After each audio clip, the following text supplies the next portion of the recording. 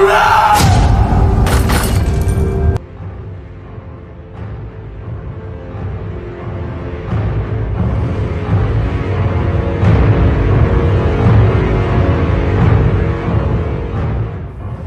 पानी शब्द जब भी हमारे जहन में आता है तो हिंदुस्तान की सबसे चर्चित और भयावह सजा की तस्वीर हम अपने दिमाग में बनाने लगते हैं। इस सजा का नाम था सजाए काला पानी। आजादी से पूर्व अंग्रेजों द्वारा भारतीयों पर किए बेपनाह जुल्म की दर्दनाक कहानी की ये वो तस्वीर है जो भारतीय इतिहास में काले अध्याय के रूप में दर्ज है। लेकिन दोस्तों, क्या है ये काला पानी? कहाँ है ये जेल? किसने और क्यों करवाया इसका निर्माण? किसे दी जाती थी यहाँ पर सजा और किस प्रकार खत्म हुआ यहाँ पर सजा का सिलसिला? इन सब सवालों के जवाब लेकर हाजिर हूँ मैं आज इस वीडियो में। दोस्तों, द मिस्टिका लैंड पर आपका स्वागत है।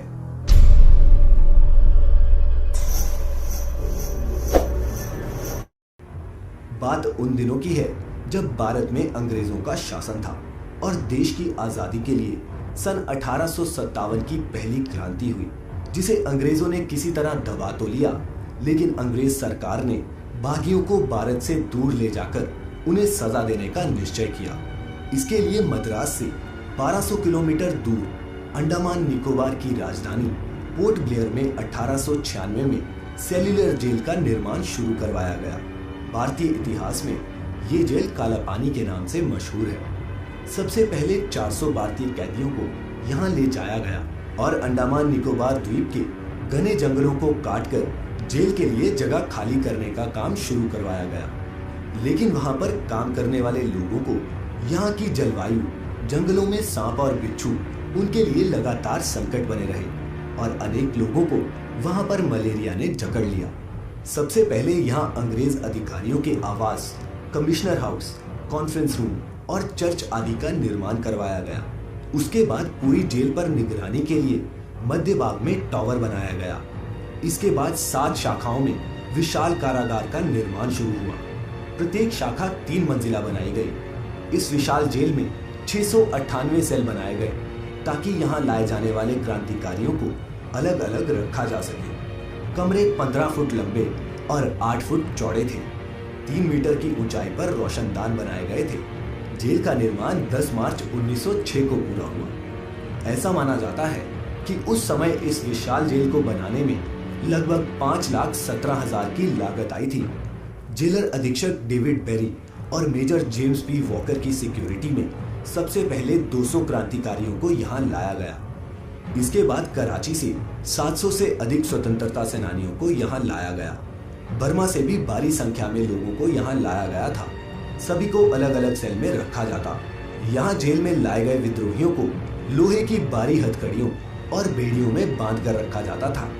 हर एक कैदी को रोजाना कोलू के बैल की भांति 30 पाउंड नारियल या सरसों को कोलू में पेर कर तेल निकालना पड़ता था।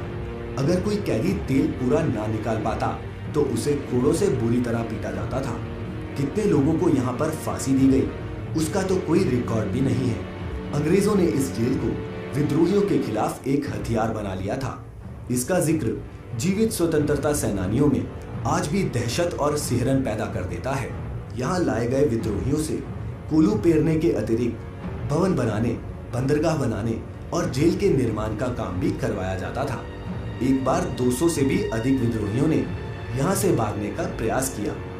उन्हें गिरफ्तार कर लिया गया।